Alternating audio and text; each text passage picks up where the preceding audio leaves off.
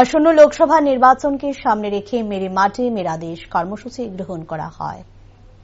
গত এক মাস ধরে রাজ্যের বিভিন্ন প্রান্ত থেকে মাটি সংগ্রহ করে বুধবার রাজ্যভিত্তিক এক অনুষ্ঠান আয়োজন করা হয়। আগরতলা সার্কিট হাউসের সামনে থেকে এক মিছিল করে মহাকলের সামনে এসে সভা অনুষ্ঠিত হয়। বিভিন্ন জেলা থেকে এই অমৃত কলস আসে আগরতলায় এবং রওনা দেবে দিল্লির উদ্দেশ্যে। এদিনই অনুষ্ঠানে উপস্থিত ছিলেন মুখ্যমন্ত্রী প্রফেসর ডা মানিক সাহা সহ সকল মন্ত্রী এবং আগরতলা পুর নিগমের মেয়র দীপক মজুমদার, সমাজসেবক রাজীব ভট্টাচার্য সহ অন্যান্যরা। অনুষ্ঠানে বক্তব্য রাখতে গিয়ে মুখ্যমন্ত্রী বলেন, দেশের প্রধানমন্ত্রীর চিন্তা ভাবনা এবং কথায় দেশাত্মবোধের ভাবনা আমরা লক্ষ্য করেছি। সেই উপলক্ষে প্রধানমন্ত্রীর দিশায় যে অনুষ্ঠান সংঘটিত হচ্ছে তা দেশাত্মমূলক ভাবনা। এক্ষেত্রে যারা দেশকে স্বাধীন করার জন্য বলিদান হয়েছেন তাদেরকে স্মরণ করা। মননে স্মরণে এখন দেশাত্মবোধের চিন্তাভাবনা করছে দেশবাসী।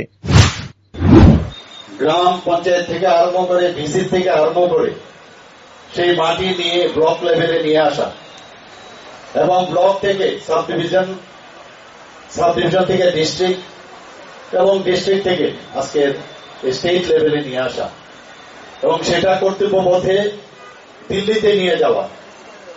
শুধু তাই নয়, যারা আমাদের নগর পঞ্চায়েত, আমাদের মিউনিসিপ্যালিটি, আমাদের আগরতলা কর্পোরেশন মিউনিসিপ্যালিটি, সেখানে তাদেরও যে কলস মাটি ভর্তি করে নিয়ে আসা, এই যে চিন্তাধারা, আমাদের তো এক এক সময় অবাক লাগে যে মাননীয় প্রধানমন্ত্রীজি কিভাবে চিন্তা করেন।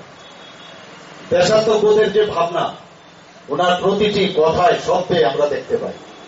একটু আগে বলা হয়েছে এখানে বিভিন্ন সময়ে উনি যেসব প্রোগ্রাম বা যেসব কথা আমাদের সামনে রাখেন এবং তাকে অনুষ্ঠানের মাধ্যমে যে পালন করার কথা বলেন, একটা দেশাত্মবোধের ভাবনা, এবং সেটা কি যারা দেশকে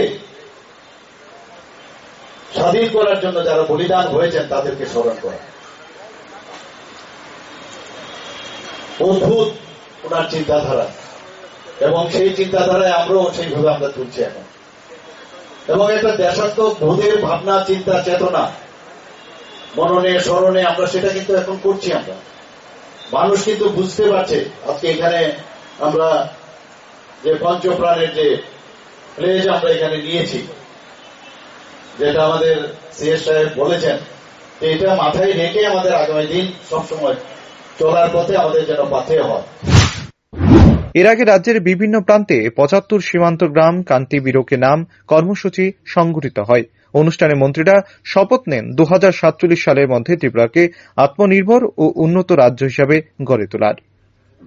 ব্যুরো রিপোর্ট, রাইজিং ত্রিপুরা।